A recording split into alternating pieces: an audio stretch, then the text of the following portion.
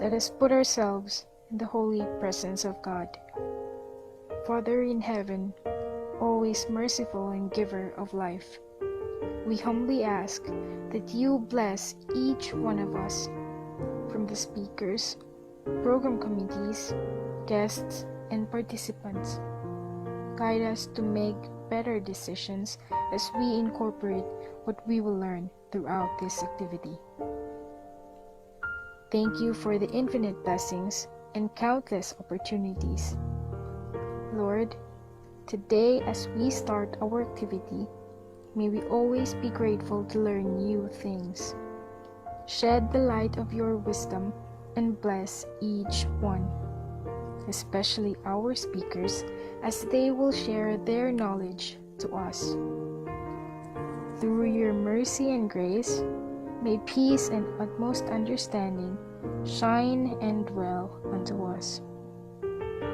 Almighty God, accompany each one and help us concentrate for us to gain more knowledge as we listen attentively. This we ask in your name. Amen.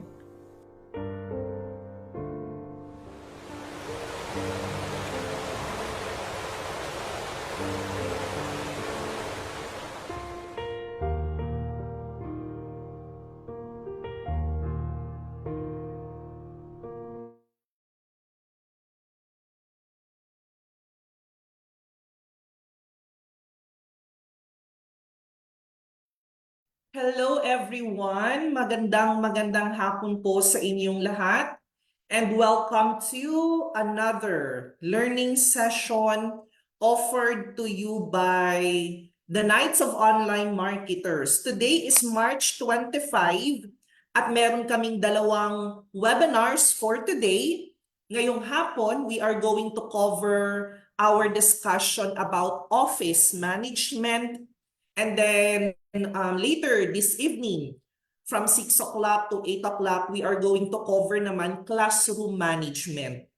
So magandang hapon po sa inyong lahat, and thank you very much for investing your time and effort this Monday afternoon in order for you to learn from the insights that we are going to share about the major functions of office management.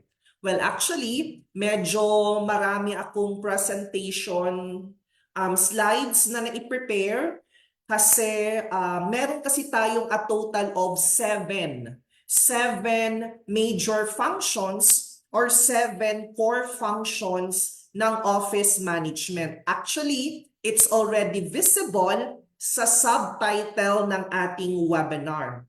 So that's why we are going to cover this afternoon on how to maximize office potential through effective, number 1, planning, number 2, staffing, number 3, organizing resources, number 4, directing, number 5, training, number 6, controlling systems, and the last one is yung discipline.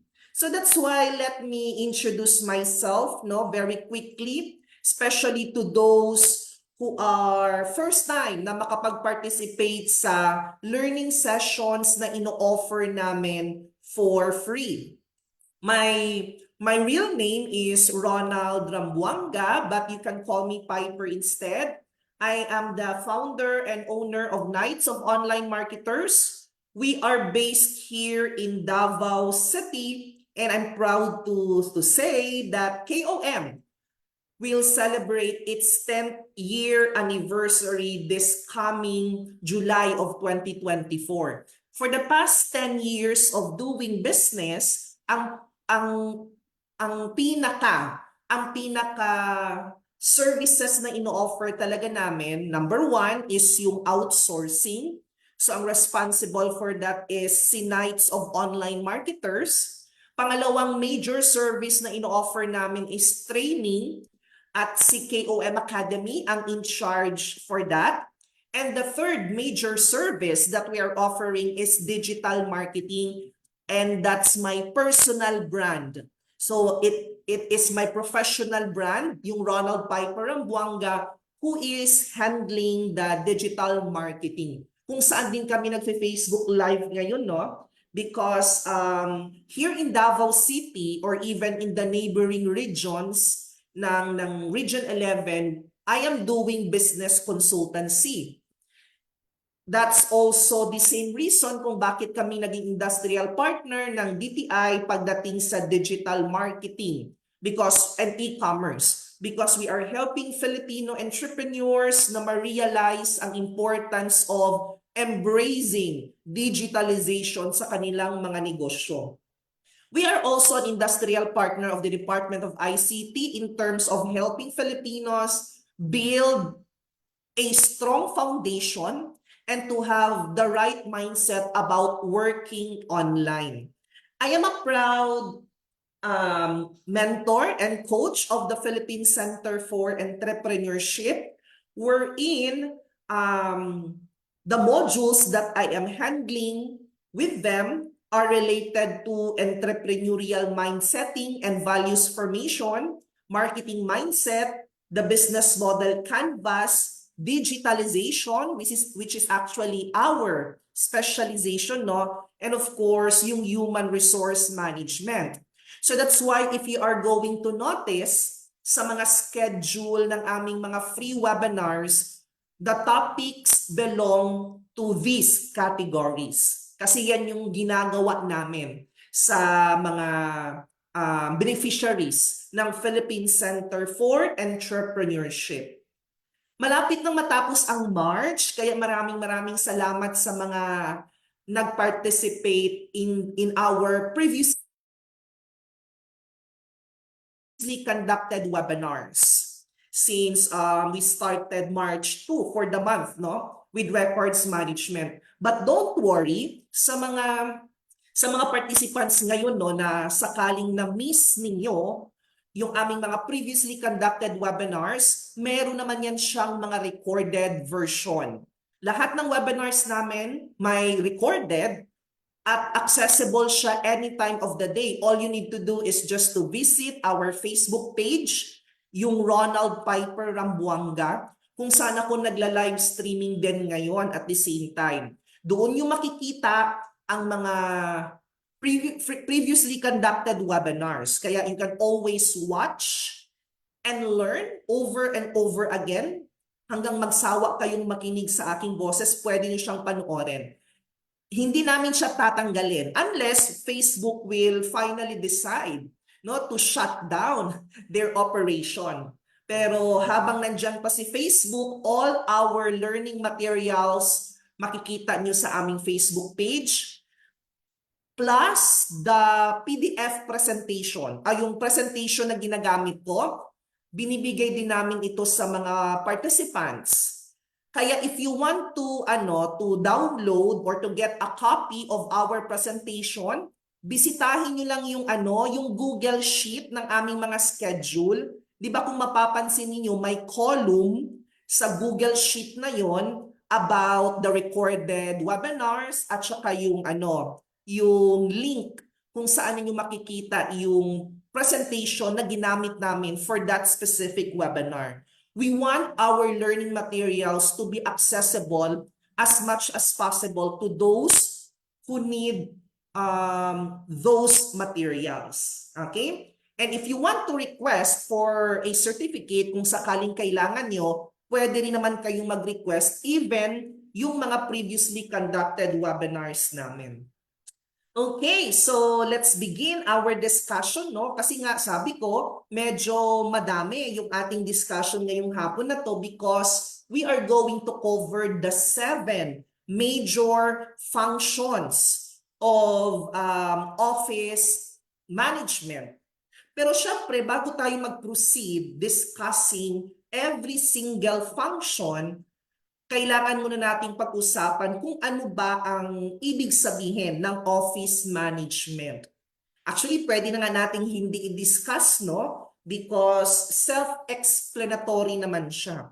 Kumbaga, it is easy to understand already kung ano ang ibig sabihin ng office management. But for us to just define it, kapag sinabi nating office management, di ba, Ito yung mga processes, iba't ibang processes na ginagawa natin in order for us to organize and in order for us to coordinate the activities, the resources, and the operations within our office environment for the purpose na magkaroon ng smooth functioning and of course yung optimal productivity. Kaya kapag sinabi nating it involves a lot of processes, so dito na nga papasok yung 7 major or 7 core functions of office management.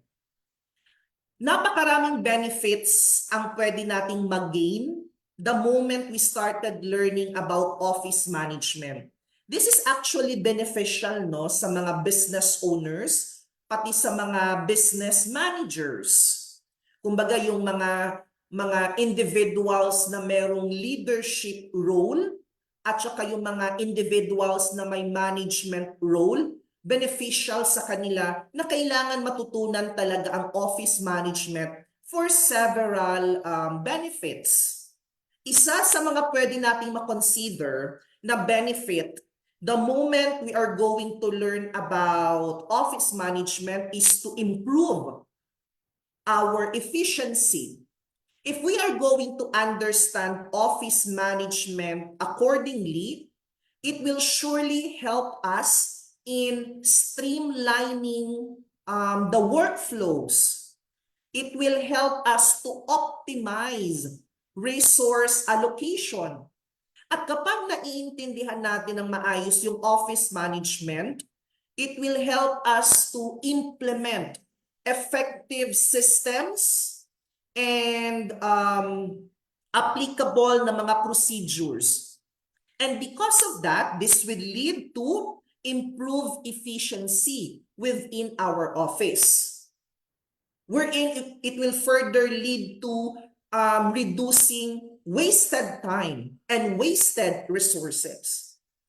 Another benefit na pwede nating makonsider if we are going to learn and understand office management, yung na-mention ko din kanina, no, to get optimal productivity or to enhance productivity. Because by learning office management principles, yung mga business owners at saka yung mga managers, they can better organize the task, they can prioritize activities, no? And they can properly delegate responsibilities to a specific employee or team member. At kapag nagawa nila ito ng maayos, di ba ang mangyayari? Magkakaroon ng increase in productivity among employees. Paano mangyayari yun? Paano magkakaroon ng increased productivity? Because meron tinatawag na well-structured and supportive environment. Kaya pwede nating makonsider yung enhanced or optimal productivity na pwede nating ma-benefit the moment we will learn more about office management. And of course, siguro pwede rin makonsider yung cost reduction. Kasi sabi natin kanina, if kung sakaling ma-improve yung efficiency ng mga workers or ng workforce, di ba, it will lead to a kumbaga reducing wasted time and reducing wasted resources. And because of that, it will lead to cost reduction. Kasi efficient office management practices will help us identify areas na kung saan pwede tayong mag-cost cut, no? Pwede tayong mag-reduce ng mga unnecessary expenses. Pwede tayong mag-maximize ng available resources. Kaya if we are going to minimize the overhead cost, it will surely enhance operational efficiency. Kaya yung mga businesses, maa-achieve nila yung tinatawag na significant cost savings in the long run. That will lead further to higher profitability.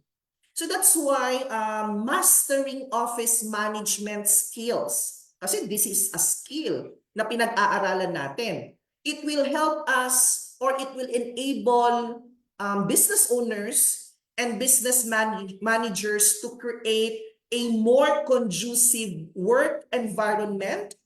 It can lead to further boosting of employee morale, and pwede rin nating masabi na it will lead to achieve better business outcomes. So that's why we need to learn more about the 7 major functions of office management. Kasi, syempre yung office management, it's a broad discussion, napakalawak siya na discussion. Kaya yung webinar natin, magfo-focus lang sa 7 major functions. I am actually thinking din, kung ano pa yung pwede nating maging topic, especially for the month of April, related to office management. Kasi sa April, magkakaroon tayo ng, kumbaga parang level 2 ng records management. Kasi di ba tapos na tayo nung March 2? I don't know if that's the date, no, nakalimutan ko na rin. Pero we are going to have, kumbaga, another level with different topic. Kasi binabasa din naman namin yung mga sinasuggest ninyo. Binabasa namin yung mga topics na gusto ninyong i-cover pa namin. Siyempre may mga topics din naman kayong sinasuggest na hindi kami ganun ka-competent to deliver it, kaya medyo malabo, no, na isasama namin siya. Pero if your suggested topics, confident naman kami that we can provide good insights that you can use. So pwede namin siyang i-include. Kaya by April, we are also planning to have another focus discussion under office management. But for this afternoon, dito muna tayo mag-focus sa major functions. Bakit kailangan nating pag-aralan? Or bakit kailangan nating maintindihan ang major functions of office management? Siyempre, napakasimple lang naman ang sagot sa tanong na yon.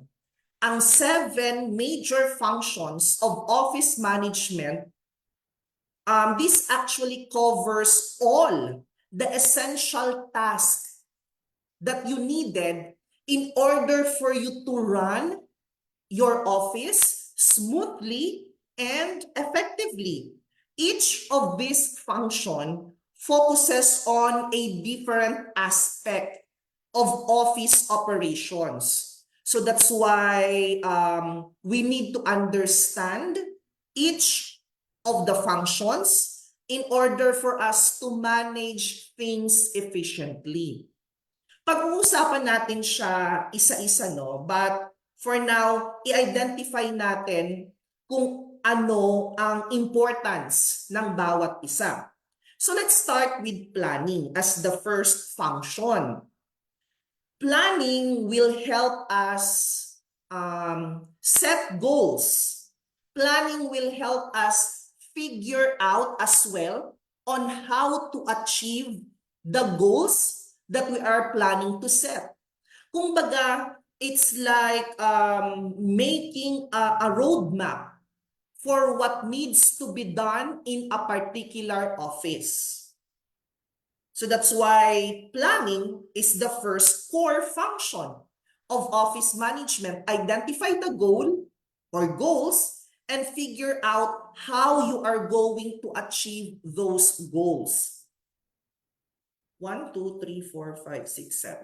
Staffing, no? Staffing involves hiring the right people, no? Kumbaga parang pasok dito yung talent acquisition, recruitment, and staffing, pati placement. Kaya if you want to learn further about talent acquisition, or if you want to learn staffing, no, meron kaming ano din dyan, meron kaming separate na webinar for that. May available recorded version. Yung HR talent acquisition, hanapin nyo lang sa Facebook page namin. Staffing involves kasi hiring not only the best, but the right people for the right jobs. available in your business. Staffing involves making sure na yung mga taong inilagay sa posisyon na yan may tamang skills at may tamang training para ma-fulfill nila ang kanilang duties and responsibilities. Alam niyo yung staffing, that's a core function. Kumbaga parang you are going to gather or you are going to assemble a team of superheroes with different powers. Tapos yung bawat isang superhero na yon, they are in charge of a particular, kumbaga parang responsibility or contribution sa team na yon. Organizing resources is all about arranging the things in the office so that everyone alam nila kung ano ang dapat nilang gawin at kung saan ba dapat sila papunta. You need to organize your resources. Kapag sinabi nating resources, it will not only refer to the physical. Kasi kapag sinabi nating resources, it will also refer to people, like human resource. If you are going to arrange everything in your office, di ba mas madali na lang kumbaga sa isang kwarto, magulo yung kwarto mo, tapos you decided to organize your messy room. Di ba ang tendency, pag na-organize na yon, you can easily find everything na kailangan mo. Alam mo kung nasaan nakalagay yung supply mo, alam mo kung saan nakalagay ang mga puting damit, and so on. Directing. Kumbaga, this is part of what we call leading and managing a team. Directing is all about guiding and supervising your employees or your team member to make sure that they are doing their job well. Kumbaga, parang ikaw yung ikaw consider na captain of the ship. No? You are going to direct your team members, you are going to guide your employees in the right direction. Yung training naman, meron din kaming separate webinar na if you want to learn more about training and development of staff, may available din kami na previously conducted webinar for that. So that's why training is an essential part of office management. Kasi di ba remember doon sa staffing, na-mention natin na you need to make sure that you are going to hire the right people with the right skills and training na kailangan nila. Kasi di ba sa isang organizational structure, meron tayong tinatawag na mga key staff at meron tayong tinatawag na mga incumbents. Kumbaga, pag sinabing key staff, parang yun yung ideal mo na empleyado for that position. Kumbaga, di ba, kunyari, ikaw, naghahanap ka na, di ba, meron tayong mga ideal husband, meron tayong mga ideal wife. Kumbaga, kung mag-aasawa ka, gusto mo dapat ganito siya, and so on. Parang ganyan din naman yung mga business owners or yung mga business managers. Kapag mag-hire sila ng mga staff nila, gusto nila dapat ganito, may ganitong skills, may ganitong knowledge, and so on. Pero minsan kasi mahirap makahanap ng perfect, almost perfect na staff . So that's why you need to provide training, mga training and development programs in order for the incumbents and for the key staff na magkaroon ng additional knowledge and skills para yung ideal mo, mamimit mo na in the long run. Controlling systems, 'di ba, sa mga operations natin kailangan meron talagang quality management system. Merong quality assurance. Yung company policies ba, sinusunod ba talaga ng mga empleyado? Yung code of ethics, code of conduct, sinusunod ba talaga ng maayos? And the last one is yung discipline. Kaya pag-uusapan din natin yan later as we move forward with our discussion. So let's start with the function number 1. So ang tawag natin doon, effective planning or planning lang. Kasi lahat naman kailangan effective, no? Lahat nung 7 na na-mention natin kailangan effective. So dapat effective planning, effective organizing resources, and so on.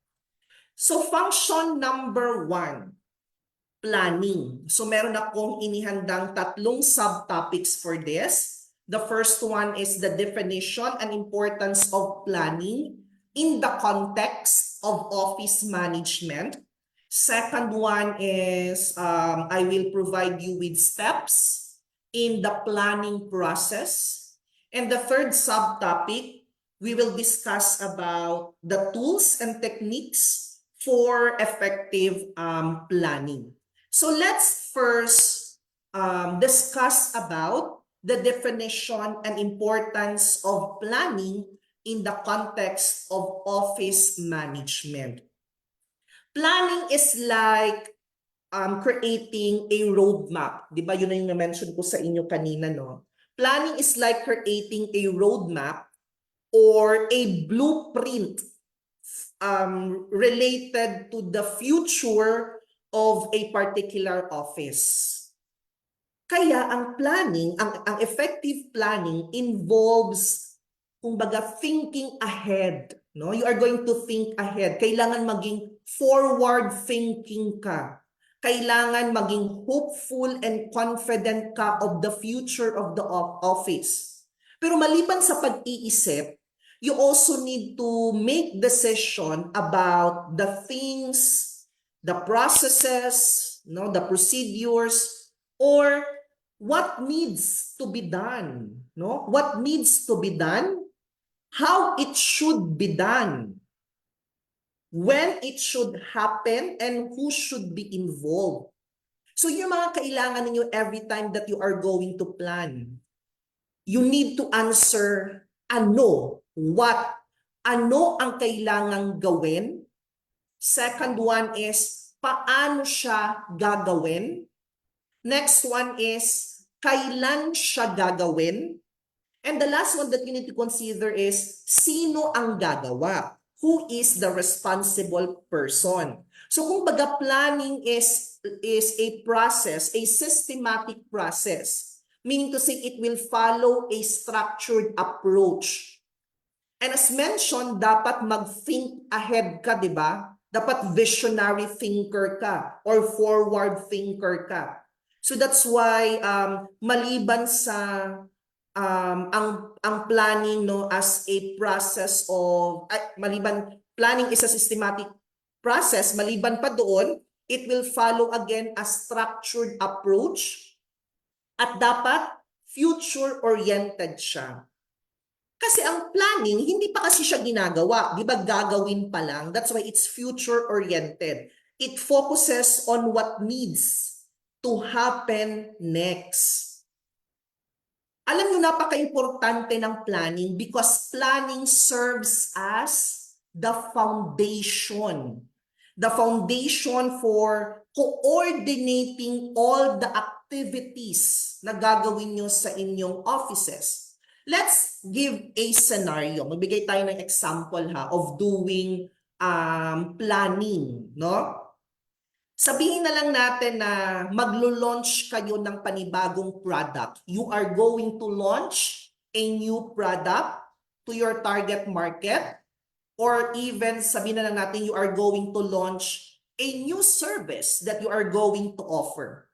So for example, you are the person in charge for that. You are the manager of that company that is in charge about the planning, no? About creating the plan in order for the company to launch the new product.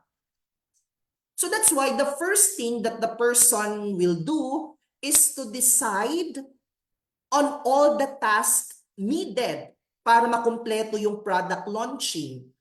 So the manager will decide what needs to be done. Kaya kasama sa planning, no, kailangan mag-market research, mag-product development, magpaplano ng mga marketing campaigns, mag-identify ng logistics, mag-identify ng mga sales strategies. So, the manager will decide what needs to be done. Di ba yung sinabi natin kanina, no? Then after deciding, no, the things that needs to be done, you need to determine, ang next step for you to do is to determine paano siya gagawin. You need to figure out the best way to accomplish each task that you identified. So for example, pwede siyang mag-decide na mag-conduct muna siya ng surveys, mag-conduct siya ng mga focus group discussion related to market research. Dito na papasok yung pagpaplano about assigning a team or assigning a group of people for the product development. Dito na papasok yung pag-hire ng marketing mga marketing personnel for the advertising and so on. So ngayon, after na-determine kung ano yung gagawin, kung ano yung mga gagawin, you need to set a timeline when it should be done. Kailan siya dapat gagawin? That's why you need to put a deadline. It is very essential to establish deadlines for each task to make sure everything will stay on track. Kaya kailangan dapat mag-set kayo ng kumbaga parang ng milestone for different stages of the product launching. And of course, huwag kalimutan kung kanino i-assign ang responsibilities. Marami kasi so plural, no? Who should do it? So i-identify na yung mga individuals or team responsible for each task. Pwede kayong mag-assign sa mga current empleyado ng inyong business, ng company based on their skills and expertise. Or pwede rin naman kayong mag-outsource. So that is what we meant of an effective planning. In the context of office management, no, planning includes or will involve a lot of activities. Meron tayong na-enumerate dito na 5, pero hindi siya nakalimit sa 5 lang. But of course, for the benefit of time, at least let's just enumerate 5 activities na pwedeng gawin as part of your planning. Goal setting, strategic planning, operational planning, budgeting, and risk management. Goal setting, for example, yung company mo or yung business mo, you set a goal to increase its market share by 15% within the next fiscal year. So that's an example of a goal setting. So yung pag-set mo ng goal na yon, di ba ang goal mo is to increase your market share by 15% within the next fiscal year. Yung specific goal na yon, di ba, it will provide a clear target for the growth of the company. Yung pag-set mo ng goal na yon, it will guide decision making. Yung pag-set mo ng goal na yon, it will properly, kumbaga, help in allocating resources within the organization. So that's why goal setting is part of an effective planning. Strategic planning, kumbaga parang ang mga businesses, no, ang mga companies, they need to conduct a strategic planning session in order for them to determine ano ba yung long-term objectives na gusto nilang ma-achieve at paano natin ma-achieve ang mga long-term objectives na yun. Kaya nga tinawag natin ba strategic planning. Kumbaga, mga planning sessions ito in order for you to determine the long-term objectives of the business At dito din pag-uusapan, how are we going to achieve them? Kaya pwedeng kasama dito sa strategic planning yung pag-identify ng mga potential expansion ng mga opportunities. Papasok sa strategic planning yung pag-analyze ng current market trends. Siyempre, dahil planning ito, then this also includes developing strategies para mas ma-enhance ang brand reputation, para mas ma-enhance ang customer satisfaction. Operational planning, operation. Ibig sabihin, you are going to create, kumbaga, a plan kung paano ninyo ma-improve ang inyong production. Paano mas maging efficient, paano mas maging effective ang inyong production. This could include, for example, setting up your production schedules. So operational planning, pwede rin ipasok dito yung pag-optimize ng inventory levels, pag-implement ng quality control. Kasi kapag meron ka nun, it will, kumbaga parang it will help you measure, it will give you a smooth sailing or a streamlined operation for your business. Budgeting, syempre pera ang pinag-uusapan dyan, di ba? You need to prepare. Your organization, your company needs to prepare for an annual budget so that ma-allocate ng maayos ang mga resources. Kailangan may budgeting para at least meron kang projection, ma-achieve ba natin ang organizational goals with this particular budget? Kaya pagdating sa budgeting, kailangan i-estimate ninyo yung, kumbaga yung kikitain ninyo. Kikitain ninyo from the products that you are going to sell. Dapat magkaroon kayo ng tinatawag na financial projection. You need to create a forecast. Usually, ang financial projection, 5 years talaga yan, no? On the next 5 years, what is your financial projection to your business?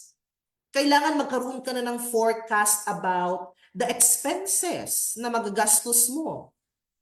Yung sweldo, mga administrative cost, mga operational expenses, overhead expenses.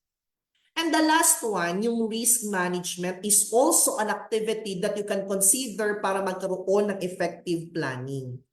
You need to implement, you need to create and implement a risk management plan para naman ma-mitigate yung mga potential threats sa inyong mga operations. That's why you need to identify yung mga risk such as yung mga market fluctuations, tapos meron tayong mga regulatory changes, di ba? Tapos may mga cybersecurity concerns, and so on. So that's why in order for you to diversify and enhance, para maiwasan, para tama yung gagawin ninyo, then you need to prepare for your risk management plan. Well, actually, there are still a lot, of activities na pwedeng i-consider the moment you start doing planning. So that's why let's proceed talking about the importance of planning. There are also a lot of reasons na pwede natin i-consider, but let me just give you 3 importance of planning. The first one na nilagay natin dito is for you to guides decision making and resource allocation. For example, you are planning to organize a birthday party. So kunyari, birthday ng mama mo. 50th birthday ng mama mo. And you are planning to have a big birthday party celebration. So di ba magpaplano ka? Siyempre papasok doon yung planning. You are going to make a list of things that you need to do. Like for example, identifying kung ano yung mga pagkain na ihahanda, Are you going to hire a cook para magluto ng mga pagkain, or mag-hire ka na lang ng mag-outsource ka na lang ng catering services? Maghahanap ka ng taong magbe-bake ng cake.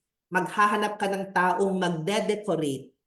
If you are planning to have an entertainment, kailangan mong identify, acoustics ba yan? Comedians ba yan? Di ba? Something like that. You are going to make a list of things to do.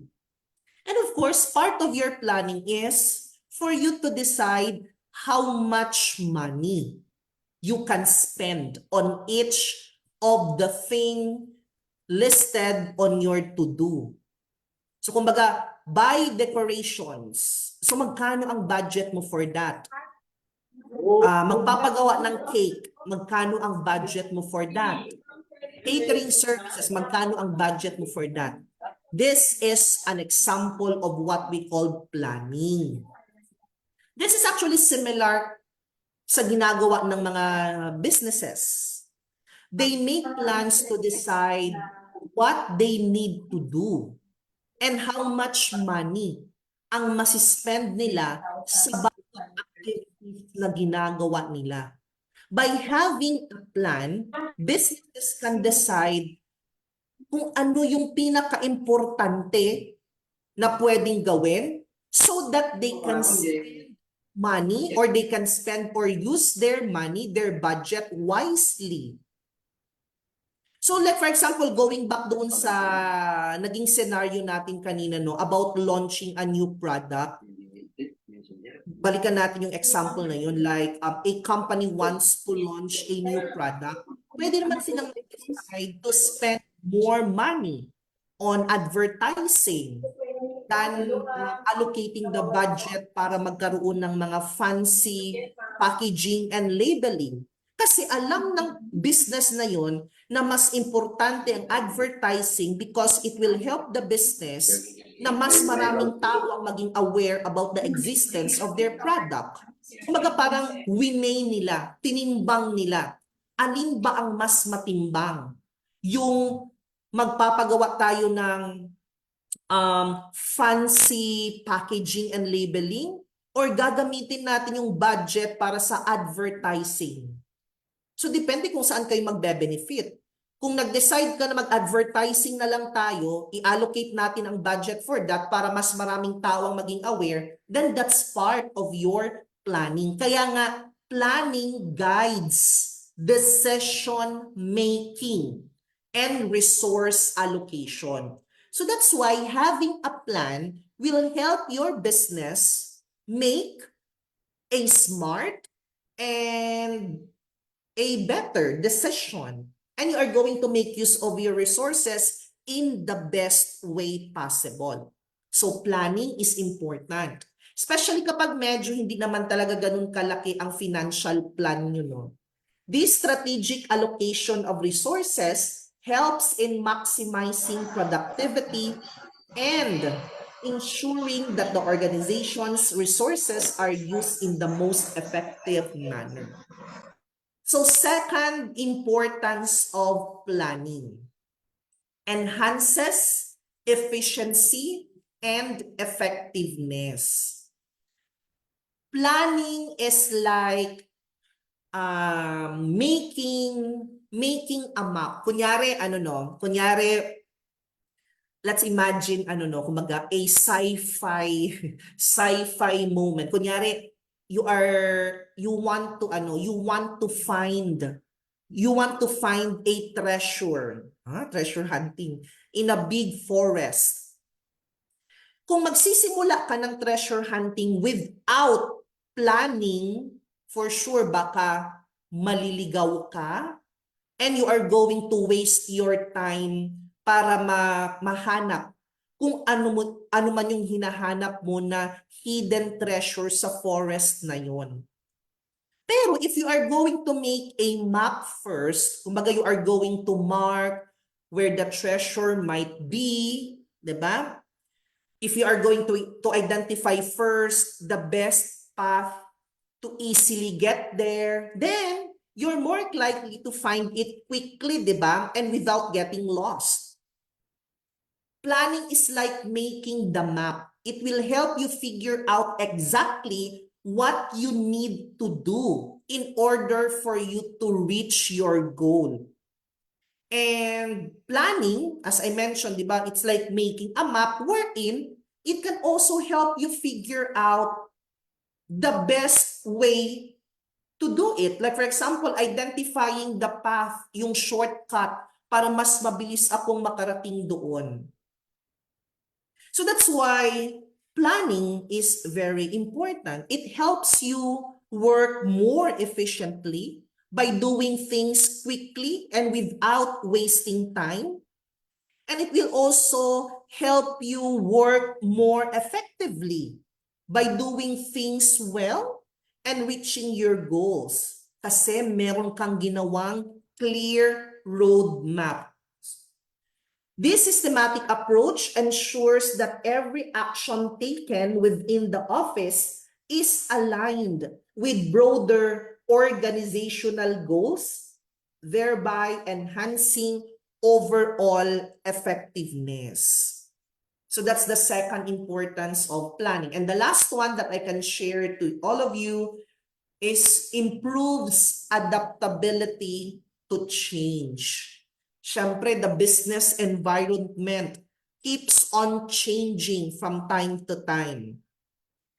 So kunyari pupunta ka ng isang vacation sa isang beach resort. So 'di ba you are going to pack your bags with your clothes, with your mga sunscreen, mga gagamitin yung mga paraphernalias and so on, 'di ba? Tapos nung nagplano na kayo, nung di ba nagbalot ka na kasi kayo vacation kayo sa beach resort. Tapos nung nagpack ka na ng bags mo, bigla kang merong narinig na nagkaroon ng weather forecast na may changes in the weather and there's a possibility na uulan during your trip. But because you planned ahead, no, nagplano ka ng earlier, so you have the chance to also pack some items or things na magagamit mo during the rain or during mag-change na yung weather. Like dadala ka ng umbrella, mga jacket, and so on. So on this way, you are ready for any changes in the weather. Kung sakaling uulan, kasi narinig mo yung forecast, you are prepared for the rain. Kung walang ulan and the day is sunny, you are also prepared for a sunny day. So that's why you need to plan to improve your adaptability to change. It will help you prepare for different situations. Kaya kailangan resilient ka, di ba? Kung nag-a-attend kayo ng mga financial literacy and financial management, palaging sinasabi na dapat ang mga businesses may emergency fund. Kasi hindi natin alam kung ano mga changes na mangyayari. Just like when the pandemic started, maraming mga Filipino entrepreneurs ang hindi ready nung nag-lockdown. Kasi hindi sila nakapagplano for that. Wala silang plano. Pero di ba after the pandemic, doon natin na-realize na we need to always prepare resiliency plan ng ating business. So that's why planning will help businesses to be more adaptable, able to change and able to adjust when unexpected things happen. It's like having a backup. And if you have a backup, you're always prepared for whatever comes your way. So those are just some of the many importance or reasons kung bakit importante ang planning. Now let's proceed on the third subtopic under planning as a major function of office management. Meron akong i-share sa inyong 5 steps, no? 5 steps in the planning process. I-enumerate ko muna yung 5, no? First is for you to set clear goals na na-mention din naman natin kanina, no? Na-segue na natin kumbaga. Step number 2 is to analyze where you currently stand. Third is for you to make a plan. Step 4 is for you to implement the plan. And step 5 is for you to evaluate, check progress, and adjust as needed. Ganyan ang tamang planning process. Let's start with setting clear goals. For example, you are a retail store who wants to increase your online sales. No, kunyari may goal ka na yung sales mo, mag-i-increase siya ng 20% within the next 6 months. So in order for you to achieve this, ang business mo, kailangan mag-set ng clear goal of increasing the traffic. Hindi yung traffic na sasakyan ang inibig mong sabihin. Ibig sabihin yung foot traffic if you are selling on a physical location. Web traffic naman if you are selling online. So kung may Facebook page ka, dapat may goal ka na mataas ang page visit and page reach on a regular basis. You also need to create, kumbaga, a goal kung paano ma-improve ang conversion rate, paano mag-expand ang product offerings mo. So that's why you need to know what you're aiming for so that you can identify ano ang kailangan mong iset na goal. And of course, we are all familiar with the SMART formula. Every time that you are going to set a goal, dapat SMART. Specific. Specific dapat ang ano mo, ang goal. Kunyari, personal goal mo. Meron kang, kunyari sabi mo sa sarili mo, di ba marami tayong mga dreams? Yung mga dreams natin, mananatili lang yung dreams, hindi siya magiging goals kung hindi mo susulatin. Di ba? Do not just think it. You need to ink it as well. So ngayon, nag-isip ka, nagplano, sabi mo, gusto kong magkaroon ng sasakyan. That's too general. You need to be specific. Anong klaseng sasakyan? Brand new or second hand? Susulatin mo, gusto kong magkaroon ng brand new sasakyan. Hindi pa rin pwede kasi dapat specific. Anong klaseng sasakyan? SUV? No? SUV ba? Kotse ba? Anong brand? Mitsubishi? Nissan?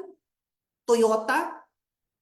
Anong color ng sasakyan? Kunyari, parang ganito ang SMART goal of, gusto kong magkaroon ng brand new Toyota, gusto kong magkaroon ng brand new black Toyota Fortuner automatic transmission. O dapat ganun din kasi automatic or manual ang gusto mo. On the next 3 years. So that's an example of a SMART formula. Kasi specific, measurable, attainable, realistic, and time-bounded. Kailangan may deadline.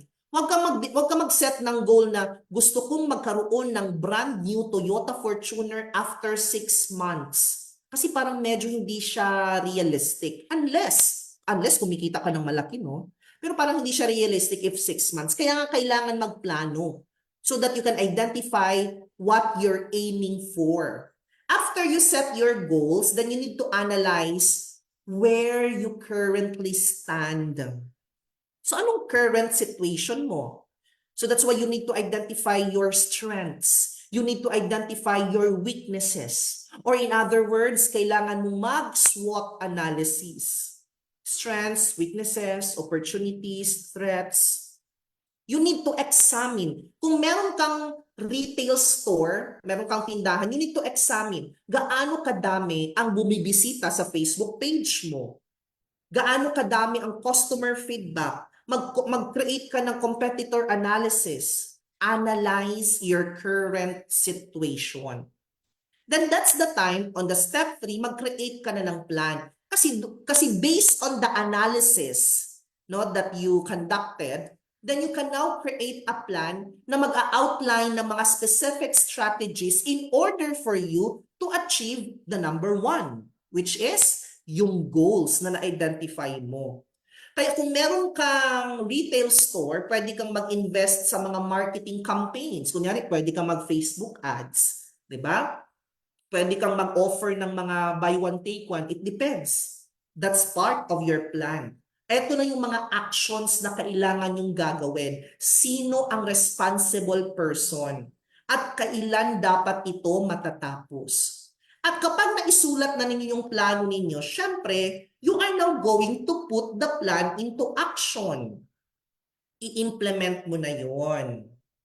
So you need to put your plan into action. Gagawin na, magsisimula na gagawin. And as you move forward with the implementation, kailangan meron kayong clear communication sa bawat isang responsible person para you are always aligned. Kasi baka may isa kayong team member na liligaw na, palaging late ang mga task na pinapagawa sa kanya. So you need to be proactive to each other in terms of communication. And you need to evaluate. You need to check the progress of your plan. At kung meron kailangang i-revise, then you can adjust it. Pwede kayong mag-evaluate every 3 months, pwedeng every 6 months, pwedeng once in a year. Depende kung ano yung magiging decision nyo. You need to track the progress. You need to track your progress against the goals that you set. No? Kung nasa tamang path, are you still on the right track? So that's why always evaluate. If you are going to follow these 5 steps, no, in the planning process, any business can effectively work towards its goal talaga. Pwedeng mag-increase ang sales, no? Merong continuous progress. Tapos ma-ensure talaga na merong business success or merong business growth. Planning is one of the 7 major functions of office management. Okay? Now, let's move forward to the second, which is all about staffing naman. Okay? Staffing is like putting together, no, a team of people na may tamang skills, na may tamang abilities to do the work needed in a particular office. Kaya under staffing, pag-uusapan natin yung staffing as a key function of office management, the process of recruitment, selection, and placement, and strategies for effective staffing and talent management. So understanding staffing, nilagay natin dito, no, the first one na nilagay natin dito is right people in the right roles. Alam niyo kasi minsan, we are always focused on hiring the best people. Magkaiba kasi yung best at saka yung right people. Kasi pag sinabi nating best, you can always hire the top-notchers of the board exams. Ganon. You can always hire the summa cum laude of a sikat na university because they are considered as the best people. Pero minsan, hindi kasi sila yung right people. Right people in the right roles is pwede nating makonsider na fundamental concept ito siya in staffing, wherein it emphasizes the importance of matching, no, the individual skills, the individual abilities, the individual's interest with the specific role na na-assign sa kanila within an organization. Alam nyo, if ang organization ninyo will ensure na meron itong tamang tao sa tamang job role, guaranteed, it will increase the likelihood of success and productivity. Kasi etong approach na to, it will acknowledge that each person, ma-identify mo na merong unique strengths, meron silang unique talents that can be utilized, that can be optimized in certain positions. That's why by carefully matching individuals to roles that aligned with their skills and interests, organizations or businesses can enhance employee satisfaction. It can also maximize their performance. At babalikan natin yung pinag-usapan kanina, it will ultimately achieve your goals effectively. Adapting to change, no? Yan yung isa sa mga, ito yung another na kailangan yung maintindihan in regards to staffing. This is a critical aspect of staffing, no? Especially we are living in a dynamic, we are living in an evolving work environment, business environment, palaging nag-change from time to time. Kumbaga palaging sinasabi, we are now on a fast-paced business world. So that's why ang mga businesses palaging nakakaharap ng mga changes. Like for example, mga technological advancements. Kasi may AI na, may robotics na. May mga changes din sa market, mga market shifts and so on. Or baka nag-change ang preference ng mga consumer. So that's why, yung mga changes na yun, yung mga possible changes na yun, it can also impact the skills and the roles required in the organization. So kunyari, kailangan na ninyong gamitin ang AI, ang artificial intelligence in terms of your operation. So di ba mag-change yun, kailangan skilled ang mga taong assigned doon. So you need to adapt to changes, no? Kailangan ready ka ba? You need to, kumbaga parang kapag meron kayong gustong i-adopt sa inyong business, ang agad na pumasok sa ang kaagad na dapat pumasok sa isip ninyo, paano natin mafu-fulfill, paano natin masu-survive ang mga changes na to, adapting to change. That's why you need to bring in new people. Kung sakaling medyo mababa na yung demand, konti na lang yung mga nag-i-inquire sa products ninyo, baka kailangan yung mag-hire or mag-outsource ng isang marketing consultant. So you need to adapt to changes para at least you can understand efficiently yung tinatawag nating staffing. Employee satisfaction and retention, these are also crucial aspects of staffing. Kasi ang employee satisfaction and retention, they will directly impact the productivity and the overall success of a business. Pag sinabi nating employee satisfaction, no, pag sinabing employee satisfaction, this refers sa contentment and fulfillment ng mga employees. Ano ba yung nararamdaman nila while they are working in a particular business? Kapag ang mga empleyado satisfied, kapag ang mga employees, they are more engaged, they are always motivated, anong mangyayari? Di ba tataas ang retention rate? Tataas na nga ang productivity? Magkakaroon sila ng better performance? Magkakaroon ng positive work environment? Meron pa talagang ability ang organization para ma-retain ang kanilang mga top talents. Kasi satisfied yung mga empleyado eh. Kaya kapag mataas ang retention rate, bababa. No? Kumbaga magkakaroon ng reduction in the turnover cost. Tapos ma-maintain talaga yung ma-maintain ang continuity in the operation. Kasi hindi palaging nagre-resign yung mga empleyado. That's why you need to understand staffing.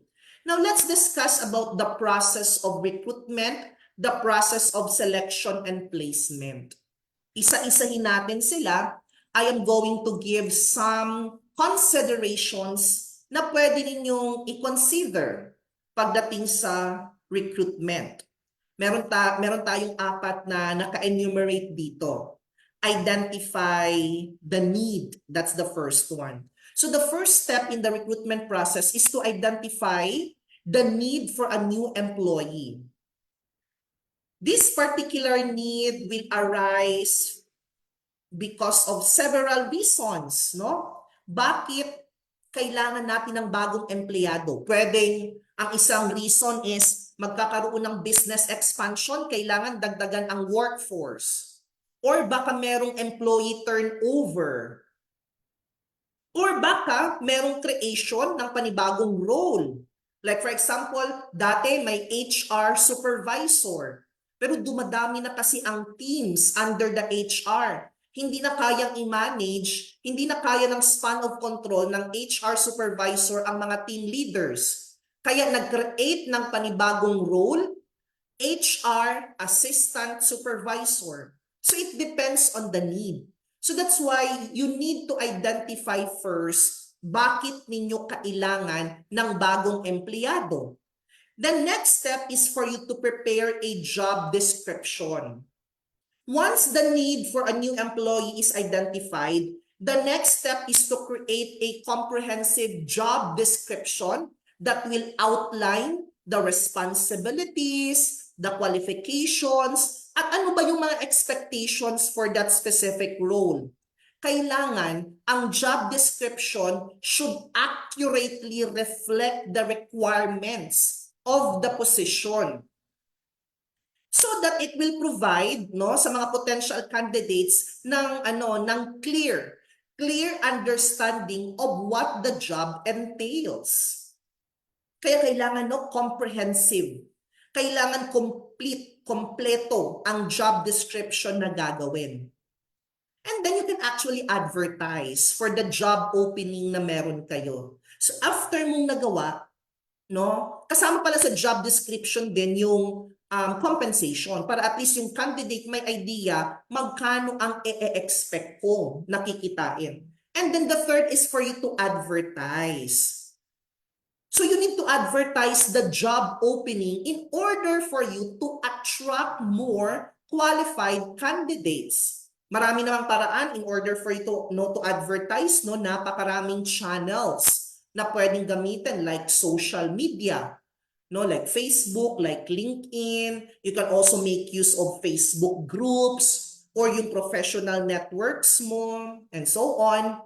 Or the company can also yung build a relationship with a recruitment agency, para si agency na lang yung maghahanap for them and so on. Sa advertisement of the job opening, pwede rin mag-create ang company ng referral program. For example, merong employee referral program. Kasi may bagong opening, di ba? Para mas maka-attract kayo ng mga maraming candidates, create a referral program na bibigyan ng commission or ng referral bonus si empleyado kapag meron siyang mai-refer at na-hire sa company na yon. Para makatulong din sa inyo yung empleyado ninyo. And gather applications na. So this time, syempre nag-advertise ka na, So the business will begin to receive na mga applications from interested candidates. Makaka-receive na yan siya ng mga resumes, ng mga cover letters, and so on. So that's why dito na magsisimula na kumbaga after gathering applications, papasok na dito ang next na step, yung screening, di ba? Alam niyo, if you're going to follow these 4 steps na nakalagay dito, you can effectively identify talaga and you can effectively attract qualified candidates to fill in the position needed for your business. Kumbaga, you are sure na in the future magkakaroon ka ng necessary na mga staff to meet the demand of your business. Actually, marami pa kayong pwedeng idagdag sa process of recruitment, but we are just talking about the basics. So ngayon, after recruitment, papasok na yung process of selection. Kasi nakagather ka na ng mga resumes and so on, di ba? Kaya papasok na dito ang process of selection. And it will start with screening the applications. So you are going to review the applications received from candidates. Tapos magsisimula ka ng mag-shortlist kung sino ang mga candidates na medyo na-meet ang job criteria na in-outline ninyo sa job description.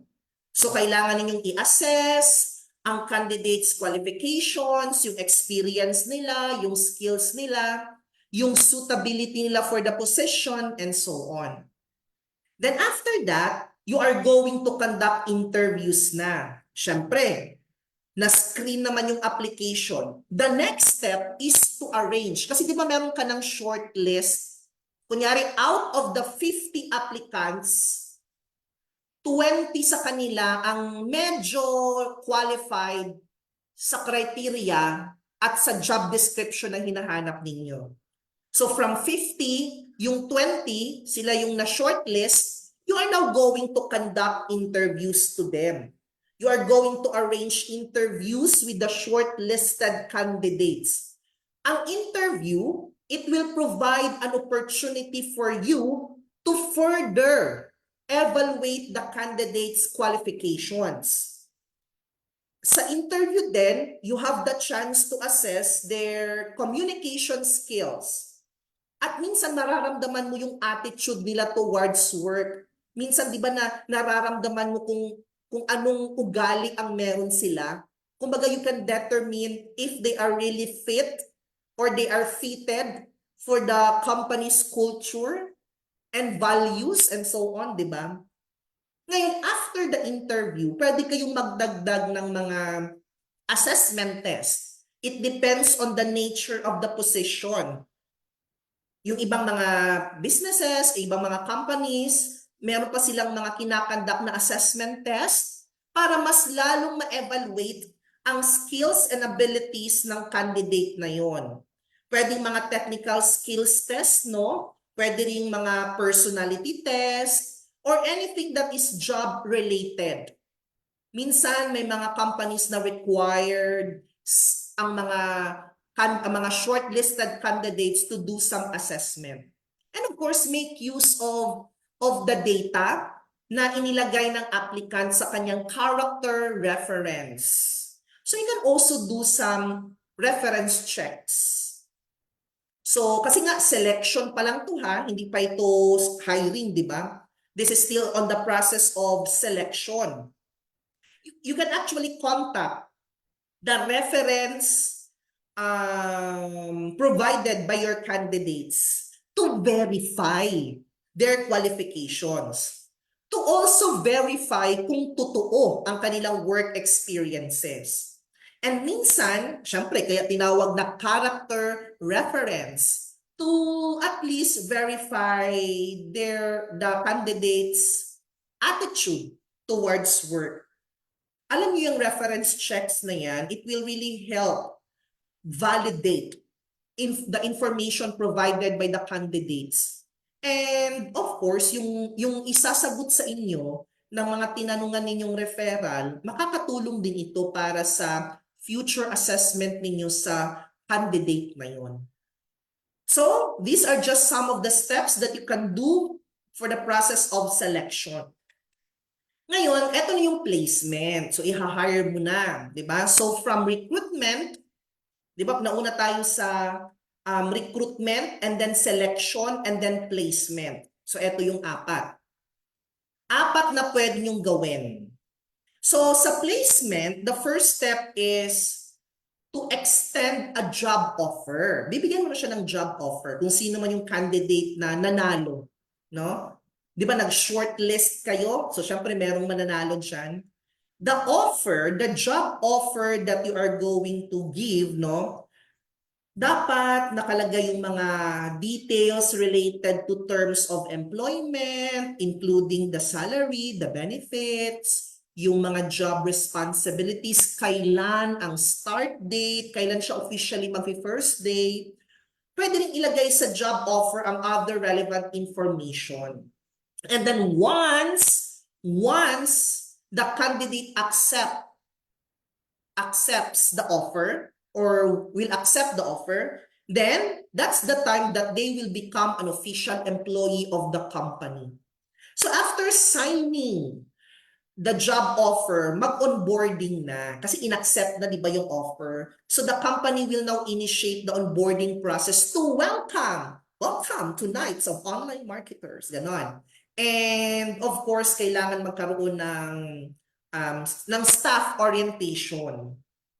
Tapos kailangan din of course ng kailangan magkaroon kayo ng moment sa isang staff meeting para ipakilala ang mga bagong hired na mga employees. So pwedeng i-introduce during the meeting ang mga new hire. Kailangan aware sila about the company's culture, the company's policies and procedures.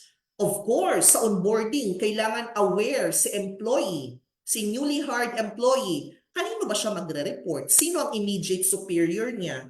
Saang team siya mabebelong? Onboarding will help the newly hired employee na ma-feel niya na siya ay welcome at saka valued by the company itself. And of course, yung training. Training is actually part of the major function, kaya wag ko na masyadong i-discuss, no? The fourth one is integration. Alam nyo, throughout the placement process, the company will monitor the new employee. Yung integration, yan ibig sabihin, kumusta na siya? Kumusta na siya working with the team? Parang ganyan. So, ang integration will involve providing ongoing support. Sasabihin ng HR, kung may problema ka, always reach out to us. Kung nahihiya kang mag-open up sa team leader mo, lapitan mo kami. Ganyan. Provide ongoing support, feedback, guidance in order for the employee to to have someone sa kanyang adjustment to the new environment. Okay? So recruitment, selection and placement, yan yung tatlong steps, processes na pwedeng i-consider with staffing. Okay? Now, strategies for effective staffing and talent management.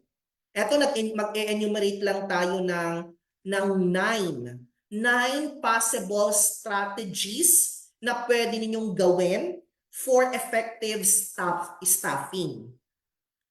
First one here is implementing a comprehensive recruitment strategy. Alam nyo ba na this will ensure na you are going to attract and you are only going to select top talents because you are going to utilize various sourcing methods. Kasi pwede ninyong gamitin ang mga recruitment agencies. Mag-join kayo ng mga networking events like job fair. Or may mga job boards like yung pwede kayong mag-post sa website nila. No? Iba din yung mga Facebook groups na may mga jobs hiring. Diba? So merong mga websites where you can actually post. Ang tawag natin dyan, mga job boards. Number 2, developing a strong employer brand.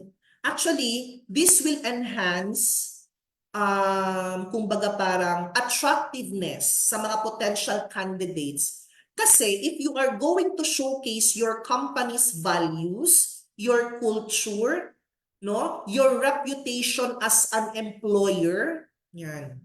Marami kang maa-attract ng mga applicants. So that's why you need to develop a strong employer brand.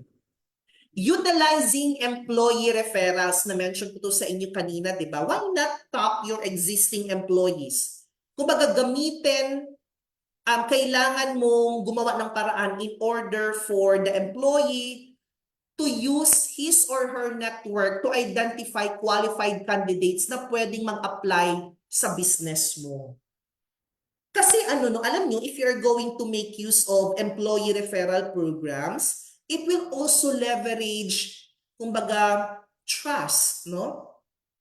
And di ba kapag ang i-refer sa inyo is kilala na ng isa ninyong staff, kumbaga yung familiarity within the company, hindi na masyadong mahirap. Number 4, leveraging social media for recruitment. Siyempre, if you want to expand the reach to a more passive candidates, so mas magandang gamitin natin si social media. Like you can actually do some targeted advertising and so on. At alam kong majority of of the companies or businesses nowadays, they are always using social media kapag meron silang mga hiring. Number 5, offering competitive compensation and benefits. This will surely and will guarantee na makaka-attract ka talaga ng mga top talents na mga candidates. At hindi lang ma-attract to apply. Offering competitive compensation and benefits will also help you retain your top talents. Kaya pwede ka mag-provide ng fair and desirable salary packages, mga healthcare benefits, or pwede din kayo mag-create ng mga retirement plans and so on. Number 6, providing opportunities for career development and advancement. This will actually foster the employee's growth, personal and professional growth.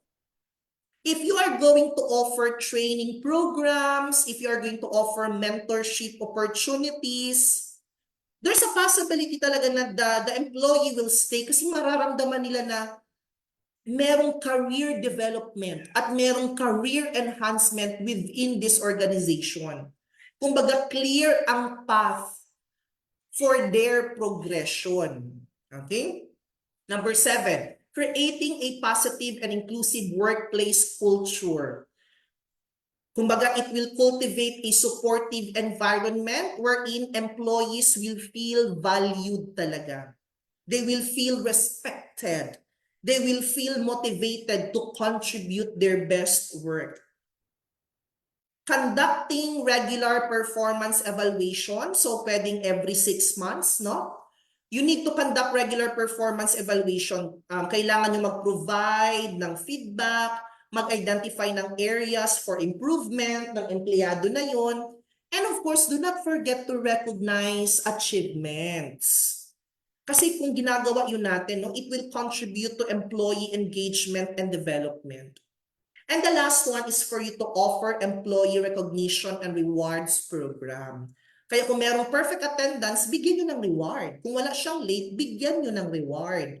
Pwedeng gift cards, pwedeng extra paid time off, pwedeng public recognition during meetings, and so on. These are just some of the many strategies that you can consider for an effective staffing. Major function of office management number 3, organizing resources. So we are going to talk about the essence of organizing in the context of office management. What are the different types of resources, and what are the techniques that you can make use for efficient resource allocation? So let's start to talk about the essence. The essence of being a woman, the essence of organizing resources in terms or in the context of office management. You need to think of organizing resources like putting together a puzzle to make sure everything fits just right. So kumbaga parang 'di ba, kunyari kayong magpa-puzzle ka, 'di ba? Ang puzzle it is composed or made up of lots of pieces. Tapos 'di ba nakakalat na niyan, scattered around. Tapos yung bawat piece ng puzzle na yon, and we're just another piece of the puzzle. Kumanta pa tayo. Each piece represents something important in your office.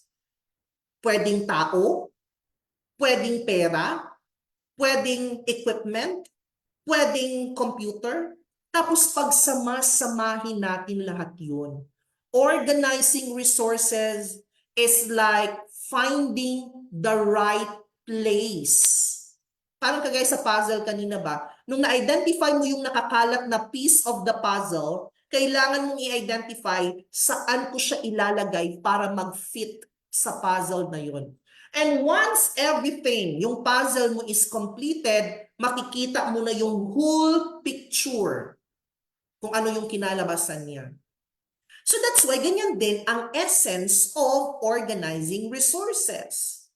This includes human resource, financial resource, physical resource, and technological resource. Mamaya pag-uusapan din naman natin siya isa-isa. Now, let's start with the human resource. Kailangan i-organize mo to ng maayos, no? Kaya nga merong human resource management, human resource development. Ang daming components ng human resource. Bukas, meron tayong HR na webinar and it's all about firing and termination. If you're available, you can join that particular webinar. Human resource refers to the people who work in the organization. So they are the workforce responsible for performing the task. They are the person responsible in achieving goals. At syempre, makakatulong din ang human resource to drive success for the business. Yun na yung mga employees, management, consultants, and so on. The second resource na pwede nyo i-organize is yung financial.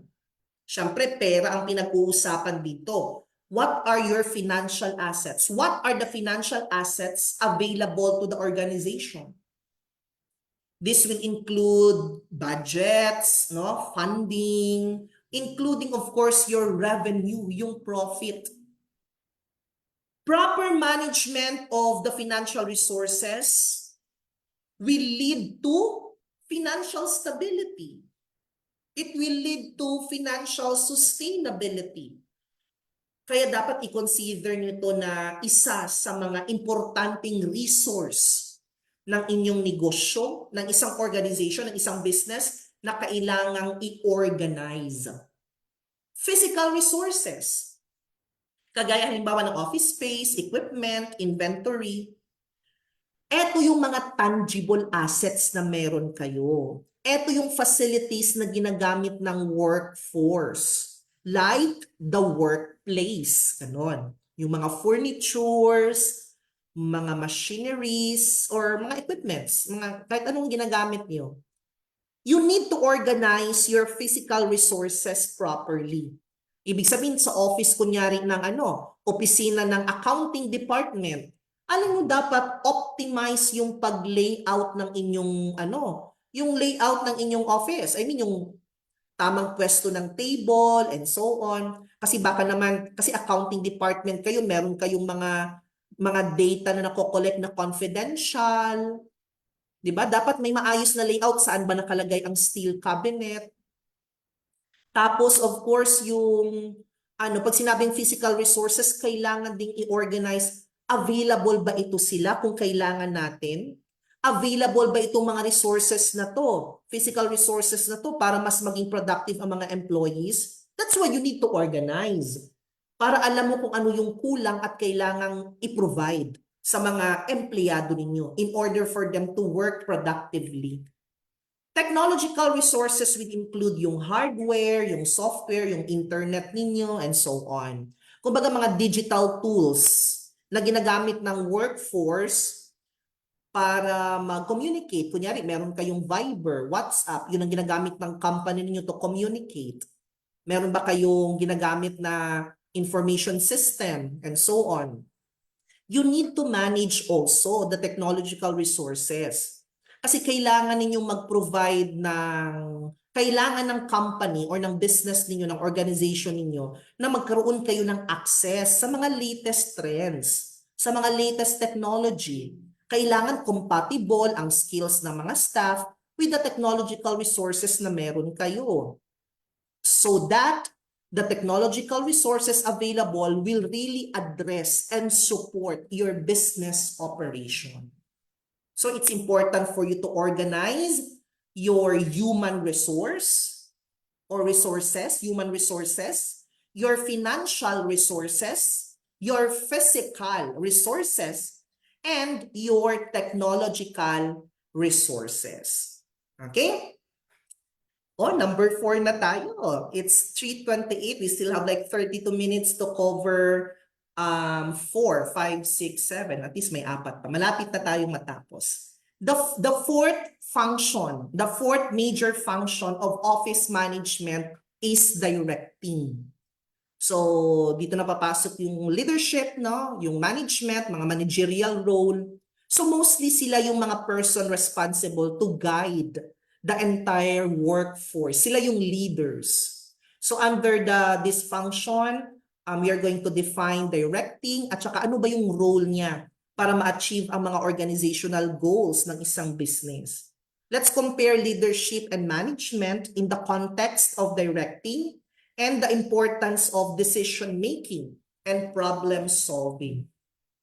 So defining directing and its role in order for it to achieve na yung mga organizational goals niya. In the context, no, of office management, directing is like, kumbaga parang ikaw yung, kumbaga sa orchestra, ikaw yung conductor. Wherein you are going to guide the musicians. You are going to coordinate all the instruments na kapag pinatugtog na ng sabay-sabay, magandang pakinggan or they can create a beautiful music. Kumbaga, di ba, kung ikaw yung conductor, you will give clear signals, di ba? Through your hand gestures. Diba? You can assign each musician their part. Diba? As a conductor, you can encourage them to perform and give their best. Para kapag mag-synchronize ang lahat ng yun, it can produce your desired melody. Parang ganyan yung ibig sabihin ng directing. So kumbaga, sa isang restaurant, kailangan may restaurant manager. Sa isang project, dapat may isang project manager. Sa isang junior high and senior high, kailangan merong principal. Okay? So that's why, yun yung ibig sabihin ng directing. Sila yung magbibigay ng clear instructions, sila yung magde-delegate ng task, magmo-motivate sa mga empleyado, at sila din yung mag-make sure na everything is naka-align with the objectives of the organization. Ano ba yung role ng directing in terms of business goals? There's a lot, no? Napaka-importante ng directing because it serves as the link. Siya yung link between planning and execution. That's why you need to consider some important factors para ang directing makakontribute talaga siya sa organizational success. So ano yung mga roles niya? First one is guidance and coordination. So directing will involve providing, kumbaga, clear guidance and coordinating efforts to ensure that all employees understand their roles and responsibilities. Your guidance and coordination will also ensure how the work of the employees will contribute to the overall objectives of the organization. So that's guidance and coordination, no? Motivation and engagement. So with proper directing or with effective directing, pwedeng makatulong to para ma-motivate ang mga empleyado to perform at their best. If effective ang directing ng mga leaders, it will foster a work environment wherein all employees will feel valued, no? Mararamdaman nila na they will feel more engaged. They will feel more committed in achieving the organizational goals. So that's why napaka-importante ng directing in business goals. And the last that we can consider is yung decision-making and problem-solving. Kumbaga, ang directing will play a crucial role in facilitating decision-making and problem-solving. Yung mga nangyayari sa organization, no? Kumbaga, this will ensure na ang mga issues are addressed properly and addressed promptly, no? Para ma-achieve naman yung desired outcome. Ano bang pinagkaiba ng leadership at saka yung tinatawag nating management? Yung dalawang yan, they are both doing, kumbaga, anong tawag dyan? They are both doing naman directing in. Pero somehow meron kasi silang pinagkaiba. No? In the context of directing, no, kailangan ma-identify kasi natin what's the difference between leadership and management. They serve distinct functions. Pero kahit na magkakaiba yung functions nila, yung pinaka-objective, no, is to ano pa rin, to guide all employees para ma-achieve yung objectives ng isang organization. Ang leadership, kumbaga, siya yung more on the visionary aspect of directing. Parang ganyan. Kumbaga, if I am the CEO of the company, yung leadership na meron ako is for me to think anong mangyayari in the future. Kumbaga, visionary aspect of directing. Kumbaga, focusing on inspiring and motivating individuals to pursue a shared vision. Si leaders, sila yung nagsiset ng direction. Sila yung nag-a-articulate ng mga goals. Sila ang nag-i-ignite ng passion within their teams. Kaya ang mga leaders o yung under sa leadership, no, they foster innovation, they encourage creativity, ganyan. Kaya kailangan ng mga leader, mag-inspire sila ng trust, 'di ba? Kumbaga parang mag-cultivate sila ng positive organizational culture and so on. Ang management kasi, sila yung parang in charge of the execution. Kasi 'di ba ang leaders, yung leadership, sila yung in charge of the visionary aspect of directing. Yung management kasi, sila naman yung parang responsible in the practical implementation and execution of the plan. So yung mga managers, sila yung nag-o-organize ng resources, nagde-delegate ng mga tasks, nagmo-monitor ng mga progress, and so on. Si manager yung in charge sa planning, coordinating, controlling operational activities, yan, and a lot more.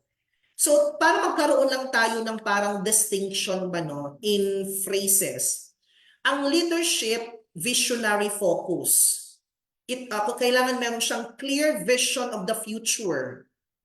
A visionary leader, kumbaga siya yung mag-a-articulate ng, kumbaga, what will happen to the business 5 years from now. And because of that, makakatulong yun para ma-motivate ang mga employees. Influence and inspiration. Kumbaga, if you are a good leader, you will influence your team members. You will inspire other people to bring out positive change and for you to achieve common goals.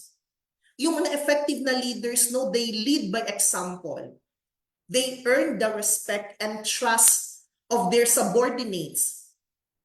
Kaya yung mga effective leaders, they keep on inspiring the employees to do their best. Empowerment. So, empowering individuals, no, and teams to take initiative, make decisions. Mga leaders, no, di ba? Kumbaga parang gusto ng mga leaders natin na iparealize sa mga empleyado na meron ka pang full potential.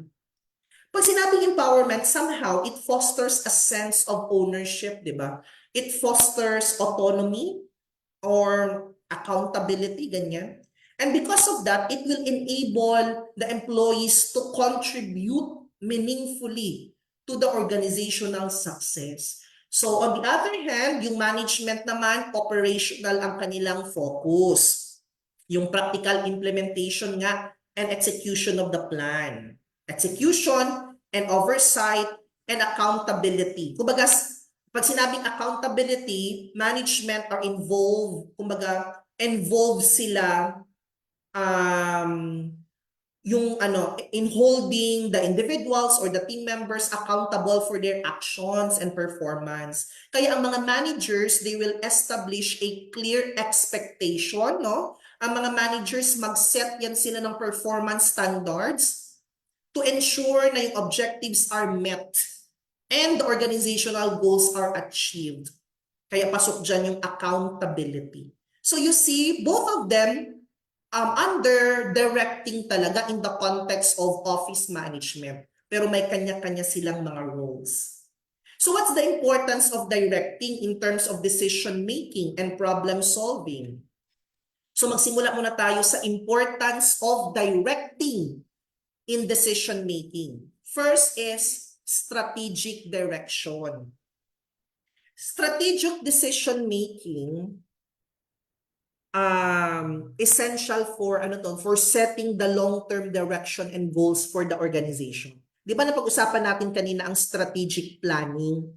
Kumbaga mga long-term goals ito. That's why it involves analyzing the market trends, the competitive landscapes, ano ba yung mga internal capabilities to formulate strategies na kailangan sa organization in the future. Kaya ang mga leaders and management, malaki ang contribution pagdating sa strategic direction. Adaptability. Pagdating sa decision making for adaptability, this is how you are going to respond effectively to the changing market, to the changing business environment.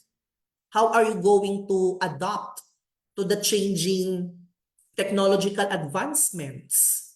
So that's why decision making here involves recognizing ano ba yung mga emerging trends? Ano ba yung mga pwede nating gawing proactive adjustments just for us to stay competitive and resilient? So that's part of directing ng leaders and management. And the third importance of decision making in terms of directing is yung efficiency and effectiveness. Decision making related to efficiency and effectiveness is vital for optimizing organizational processes. Kailangan kasi dito ng ma-identify ang mga areas for improvement, paano ba ma-streamline ang workflows, ano ba yung mga dapat i-implement na measure to enhance productivity. So that's why directing is important in terms of decision making. Pagdating naman sa problem solving, paano nakakatulong ang directing? Bakit siya importante? Identifying opportunities. Problem solving involves not only addressing the existing challenges, but problem solving also identify opportunities for the business to grow, for the business to innovate and improve. So that's why recognizing opportunities will allow the organization or the business to leverage their strength and stay ahead of their competitors. Next, importance of problem solving in the context of directing, enhancing collaboration. This will foster collective problem solving approach within the organization. Kumbaga, you are going to require collaboration and teamwork to generate a creative solution to a specific problem. So that's why nale-leverage yung diverse perspectives kasi 'di ba two brains is better than one, 'di ba? So that's why you need to enhance collaboration, directing, in the context of directing, enhancing collaboration can help in terms of solving problems encountered by the organization. And of course, yung continuous improvement. Kumbaga, problem solving involves a commitment to continuous improvement. Kasi yung mga organizations will strive to identify and address ano ba yung mga pagkukulang nila. Ano ba yung mga processes na kailangan pa nilang i-optimize? At ano ba yung mga performances na kailangan nilang i-enhance over time? Pag ang isang organization merong continuous improvement, it will guarantee na maka-foster ito ng culture of adaptability, yung na-mention natin kanina. Innovation, and of course, yung continuous learning within the organization. Okay? 5. Malapit na tayo matapos. We still have like 17 minutes. But I'm sure matatapos natin siya. Medyo mag-fast track lang ako. Training. Oh, may dalawa lang naman siyang subtopic. What's the important role of training in the context of office management? Paano mag-identify ng training needs and how to design your training programs. So, ano ba yung role ng training in the context of office management? Diba? Training is a fundamental aspect of building a skilled and capable workforce that drives organizational success. So you need to start with skill development. Training plays a crucial role in skill development because you are going to provide employees with the knowledge, with the tools, with the resources they need to perform their roles effectively. Kaya ang mangyayari, no, if you are going to consider skill development, it will also enable your employees to acquire new skills. Tapos ma-enhance pa talaga yung mga existing nila na mga skills.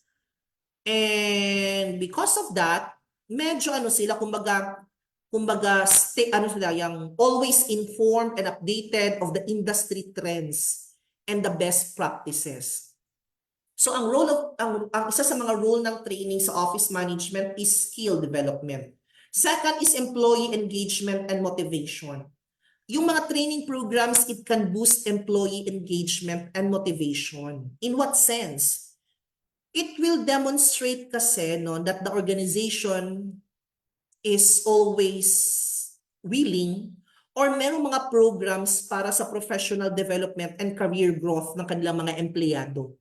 Pag ang isang empleyado is engaged, pag ang isang empleyado motivated, they are more likely to contribute positively to the workplace and they will remain committed to achieving the organizational goals. Kaya kailangan may mga training programs kayo like mga staff development, mga leadership program, mga or kahit yung mga related sa budgeting and so on, mga financial management, dapat meron kayo niyan. Adaptation to change, di ba? Paulit-ulit yung adaptability. Kapag meron kayong training programs, it will help your employees to adapt to the changes in the workplace. Baka meron kayong bagong information system na gagamitin or software, kailangan may follow-up training kaagad yan. Baka may bago kayong processes, kailangan may training kaagad yan. Or may changes sa organizational structure, provide a training or a, kumbaga parang a learning session for that. Ang ano kasi 'di ba adaptation to change, pag may mga nagbabago, pag may nag-change, kailangan may follow-up kaagad na training. Enhance performance and productivity. Yung mga training programs, kailangan naka-design yan kung paano ma-equip ang mga empleyado ng mga skills, ng mga tools, ng mga techniques na kailangan nila to perform their roles. Yung para ma-fulfill nila ang duties and responsibilities nila more efficiently and effectively. Pag ma-improve ang employee performance, ang training makakontribute sa overall organizational success. And the competitiveness of the organization tataas din. Kasi ang mga empleyado well trained. Talent retention and success planning. Yung succession planning kasi ginagawa ito ng human resource wherein nag-identify na sila sino ang posibleng maging leader someday, no? Kaya dahil sa mga training programs ninyo, it can contribute to talent retention. Kasi magkakaroon ng opportunities ang mga empleyado na magkaroon ng career growth, ng career advancement.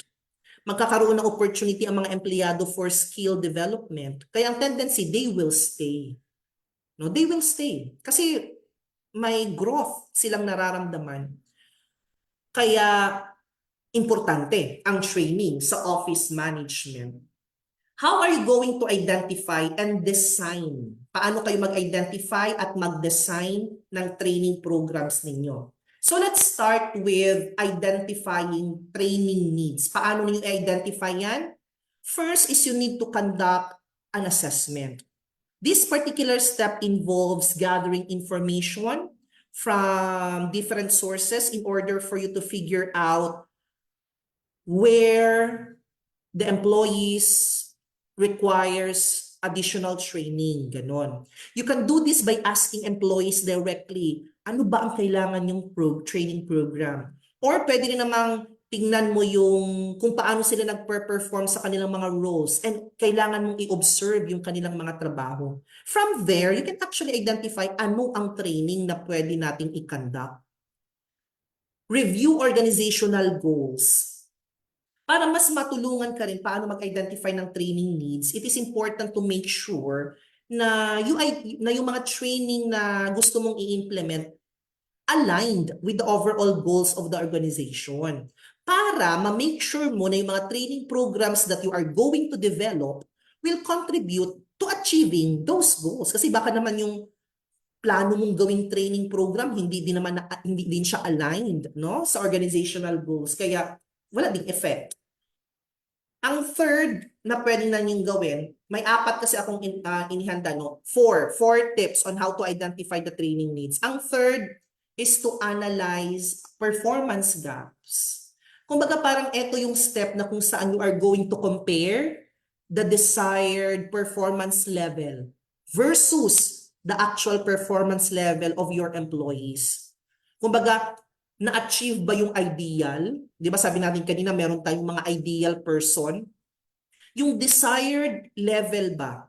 Yung desired performance level at saka yung actual performance level, pantay ba sila or merong gap? Kaya kung meron kang na-identify na gap, so this indicate an area where employees may need additional training or support to improve their performance. Kung medyo napansin nyo na poor ang kanilang communication skills, then why not, no, provide a training program to enhance their communication skill? And the last one na pwede kong maibigay na tip in order for you to identify your training needs is to consider the employee feedback. So pwede kayong solicit from your employees. Kasi minsan, most of the time, ang mga employees, meron din naman yan silang valuable insights kung ano yung training na sa tingin nila magagamit nila. So that's why ask their feedback.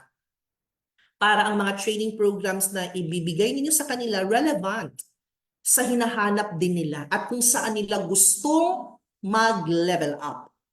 So paano naman mag-design? Kasi kanina mag-identify. This time, how to design your training programs. Meron din akong 4 na nilagay dito. Ito yung first 2. You need to set clear objectives. Di ba paulit-ulit na may mention yan, no? So this particular step involves defining what you want the employees to achieve at the end of the training. Yung learning outcome. It's like setting a goal for what you want to accomplish. Learning outcome, ganyan. Tailor content to audience. You need to customize the training content in order for the program to fit the needs, the preferences, and the learning style of the participants. Kailangan mag-adjust ka ng teaching approach mo to match the interest and the abilities of your students. So you need to tailor fit dapat ang content to the target audience. The third and the fourth that you can consider is for you to choose appropriate training methods. Ano bang klaseng training methods ang gagamitin mo? Dapat fitted rin sa content at saka sa objective of the program. So kunyari, ang training program na gusto mong i-design is customer service. So pwede kayong mag-role playing, 'di ba? How to handle irate customers. So ipapa-role play mo yung mga participants, something like that. Or kapag kunyari ang training ninyo is about marketing, so baka pwede sila magkaroon ng mga hands-on activities. And the last one is for you to evaluate and adjust. Kapag meron kayong mga training programs, you need to continuously monitor and evaluate kung effective pa ba yung training program or hindi na. Pwede kayong mag-create ng mga adjustments as needed based on the feedback, based on the result of the assessment, or baka meron kayong ginagamit na mga performance metrics para ma-identify kung okay pa ba or hindi na. So training is one of the major functions of office management. Controlling systems, we are now on the last two. Controlling systems is the sixth core function of office management.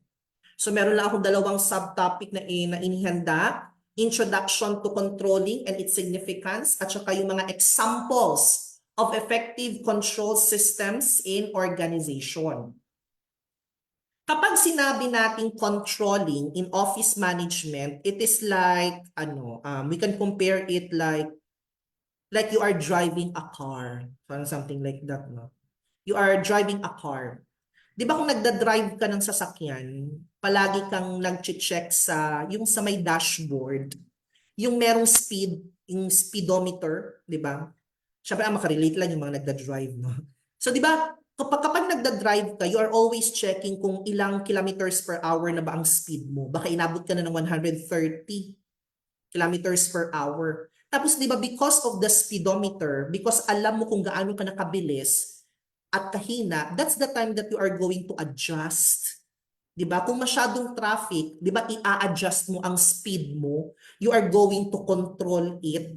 Kung medyo okay naman, kasi like for example, national highway, pwede mong bilisan ng konti para you can reach your destination safely. So controlling involves monitoring and adjusting your organizational activities to make sure that you are still on track with the company goals. It involves comparing actual performance against predetermined targets. So that's why, alam nyo ba na if you are going to constantly monitor yung mga performance metrics, no, na ginagamit ninyo, you can make necessary adjustments. You can still control whatever you are doing to your business. So ano yung significance ng controlling sa office management? First, it ensures goal achievement. Pangalawa, it optimizes resource utilization. Third is it will facilitate decision making. And the last one is continuous improvement. Actually, hindi ko na kailangan masyadong explain kasi halos na daanan na rin natin yung explanation kanina. Plus, you can actually read again my presentation kapag na-download na ninyo ang copy nito once I will post it doon sa Google Sheet na sinabi ko sa inyo. Ito yung mga examples kung paano kayo magkaroon ng effective na controlling system in your organization. Pwede kayong mag-embrace or gumamit ng tinatawag nating mga performance dashboards. Kumbaga para siyang mga scorecards that will show how well a business is doing. Kumbaga, ang performance dashboard will display key metrics and indicators. Tapos, kumbaga, in an easy to understand format. Kaya yung mga performance dashboard, it will allow the managers to quickly assess the performance and identify areas that need attention. Maraming mga available na mga performance dashboard to track metrics. Kagaya halimbawa sa kunyari sa digital, kunyari sa Facebook, yung insights, yung analytics ng Facebook page nyo, that's an example of a performance dashboard. You can also make use of what we call yung mga budgetary controls kasi it will help businesses manage their finances by setting limits on spending. And of course, meron kasi mga budgetary controls na pwedeng mag-monitor ng expenses natin to ensure na yung expenses still stay within the budget. Or you can make use of your QA. Kaya nga sa isang organization, kailangan may QMR, Quality Management Representative, focused on the quality management systems of the organization. Kumbaga, ito yung mga processes and procedures designed to ensure that your products, that your services will meet the specified quality standards. So pwede kayong mag-set ng goals, ng quality goals, no? Ng quality objectives. You can also do some monitoring performance and so on. Okay? And for the last, may 2 minutes pa tayo, yung discipline. May 3. The importance of discipline in office management, approaches to maintaining discipline in the workplace, and balancing firmness and fairness in disciplinary action.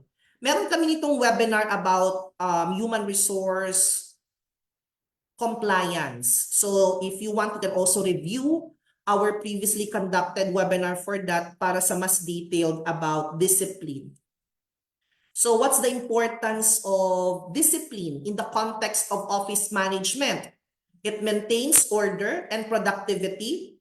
It promotes accountability and responsibility, as well as it ensures that the organization is compliant and mitigates risk involved. Okay? Ano yung mga approaches na pwede nyo gawin to maintain discipline in the workplace? First is kailangan magkaroon kayo ng clear policies and procedures.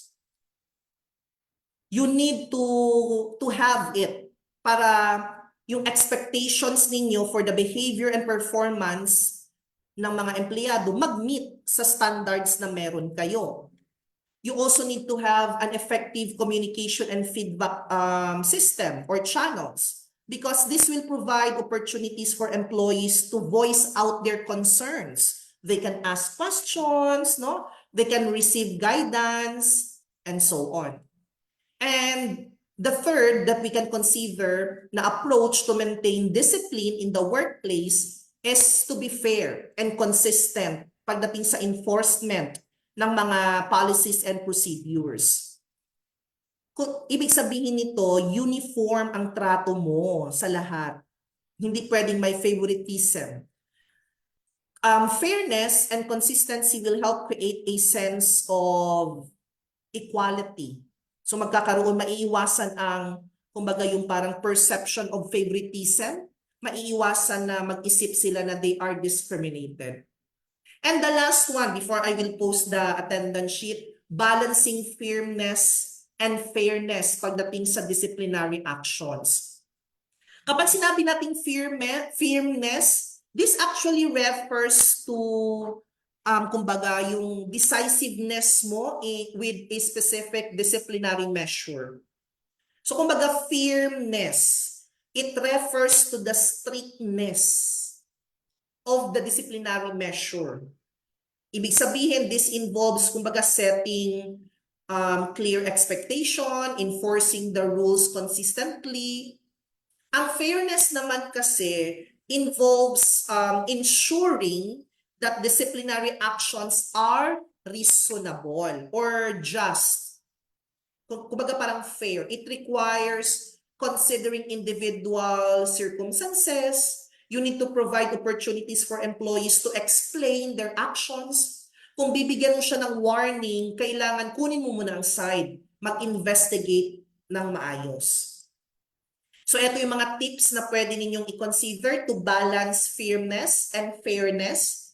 So clearly communicate expectations, provide consistent consequences, investigate thoroughly, consider past behavior and performance, use progressive discipline, and document everything. Okay?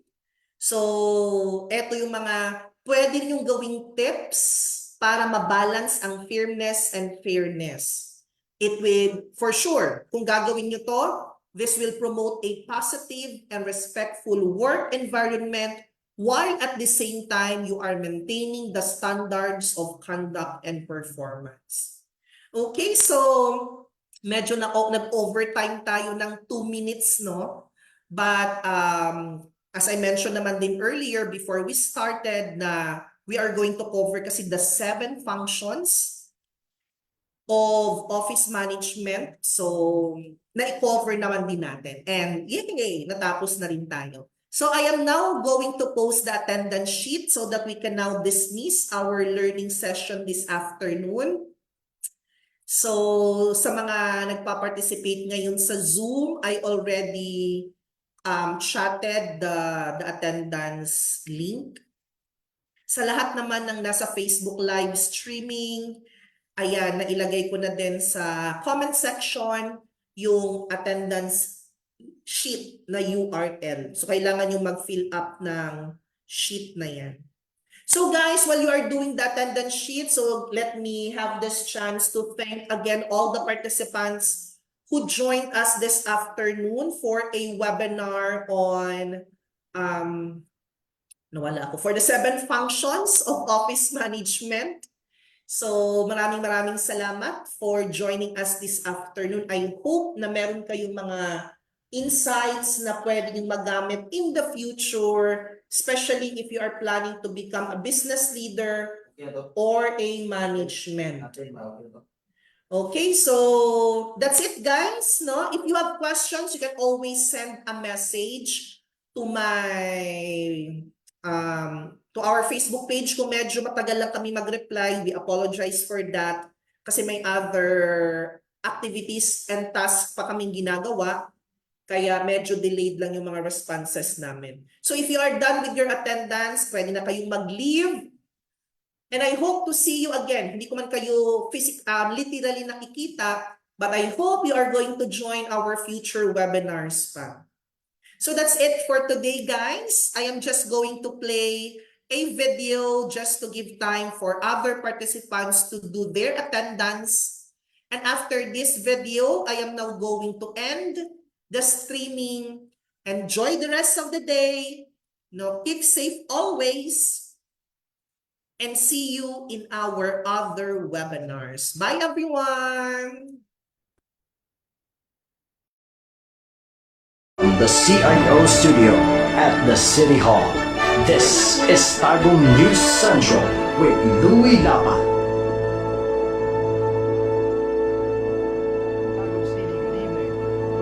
Prominence of the online economy, and with more people engaged in both buying and selling stuff on the internet, the city of Tagum is riding the waves to help online entrepreneurs make a mark in the online world, staying true to its mission of providing excellent employment and livelihood services to Tagumeños.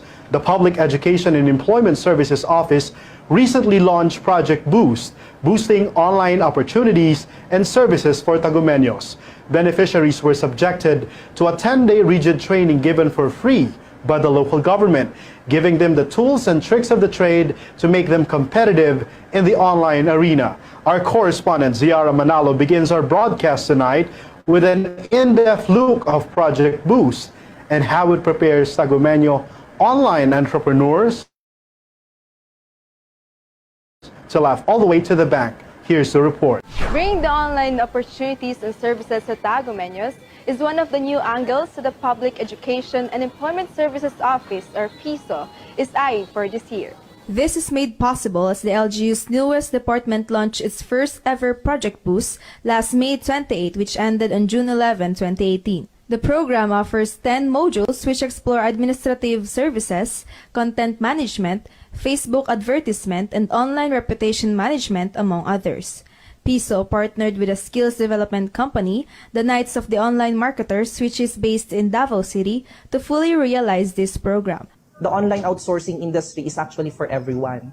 Hindi mahirap makahanap ng trabaho, especially if you have a lot of skills in using the ICT into its full advantage. A former nurse, Madel Tumulak, one of the 25 beneficiaries, stressed the importance of learning this technology for people like her who wants to work home-based. Tanan man jud inclined sa computers, at least ginatudluan ta diri unsaon proper way sa pag-utilize sa computer, especially na information technology era na ta karon. Ni-focus ta on the ICT nga program. Nag-elevate na jud ang peso na dili na siya the usual nga referral to establishment, referral to asa na mga employers, but now ni-embark tag another na it's a kulba sa among part because it's the first time na ni-adapt ani nga program Well, the program is set to make Tagum City as one of the most competitive cities in terms of ICT integration. It ultimately aims to help interested Tagumeños to be effective online entrepreneurs. Reporting for Tagum News Central, Ziara Manalo, CIO Tagum.